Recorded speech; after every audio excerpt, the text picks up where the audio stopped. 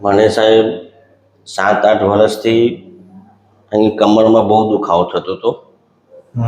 બેસી નહોતું રહેવાતું, ચાલી નહોતું શકાતું. હવે બિલકુલ આરામ થઈ ગયો.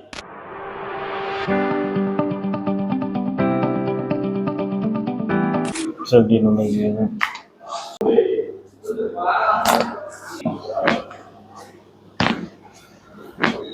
આવડું નહીં બસ.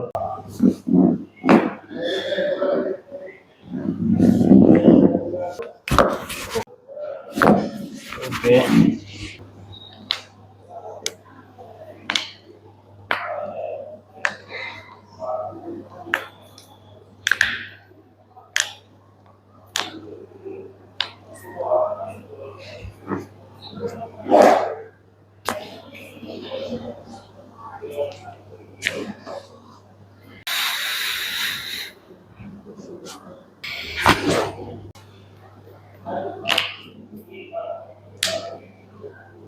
શરદીનું લઈ ગયું બસ. લોસ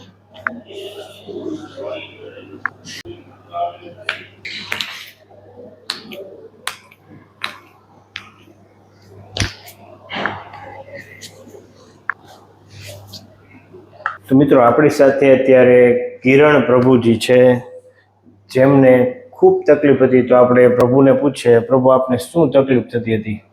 મને સાહેબ 7-8 વર્ષથી અહીં કમરમાં બહુ દુખાવો થતો હતો. બેસી નહોતું રહેવાતું, ચાલી નહોતું શકાતું, ઊભા નહોતું રહેવાતું. તો તરત અહીં કમરમાં પેઇન થતું હતું. કાં તો બેસી જવું પડે, કાં તો સૂઈ રહેવું પડે. ત્યારે થોડું રાહત રહેતી. હવે બિલકુલ આરામ થઈ ગયો. બેસવાનું નહીં, ચાલવાનું નહીં, આરામ કરવાનો, એવી ડૉક્ટરે સલાહ આપી છે.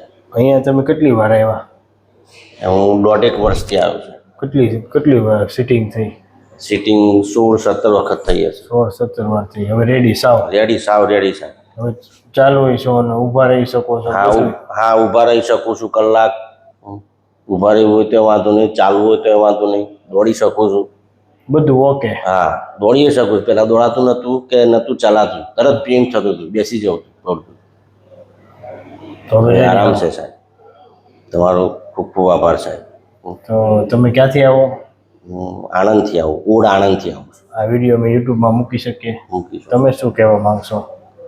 હું એ જ કહું કે મારા જેવા બીજા દર્દીઓ હોય તેમને વિનંતી કે બીજી જગ્યાએ ડૉક્ટરો પાસે ખોટા પૈસાનો વ્યય થાય એના કરતાં અહીં આ કામોઠી સાહેબ જોડે આવો તો તમને ઓપરેશનમાંથી બચી જશો અને આરામ થઈ જશે. તો ખાસ દરેકને નમ્ર વિનંતી કે ઘણા દર્દીઓને એવું થતું હોય કે ભાઈ હું એકવાર મટાડી દઉં, તો એ ઘણાને શક્ય નથી બનતું. હા, નથી બનતું. એટલે પોતે રાહ જોઈ અને ટ્રીટમેન્ટ કરાવવી પડશે. સાહેબનો ખૂબ ખૂબ આભાર છે સાહેબ. હું બહુ પેઇન થતું હતું, બહુ દુખાવો થતો હતો, પણ સાહેબે મટાડી દીધો છે. એટલે હું આવ્યો છું. આ ભગવાનની કૃપાથી. ભગવાનની કૃપા સાહેબ, તમારી કૃપા પહેલા ભગવાનની સાથે તમારી પણ કૃપા ખરી કે મારા જેવા ઘણા દર્દીઓ અમે જોડે આવ્યા છીએ, મળ્યા છીએ. ઘણા દર્દીઓને અમને આરામ થઈ ગયો છે, કર્યો છે. સરસ. ખૂબ ખૂબ આભાર સાહેબ તમારો.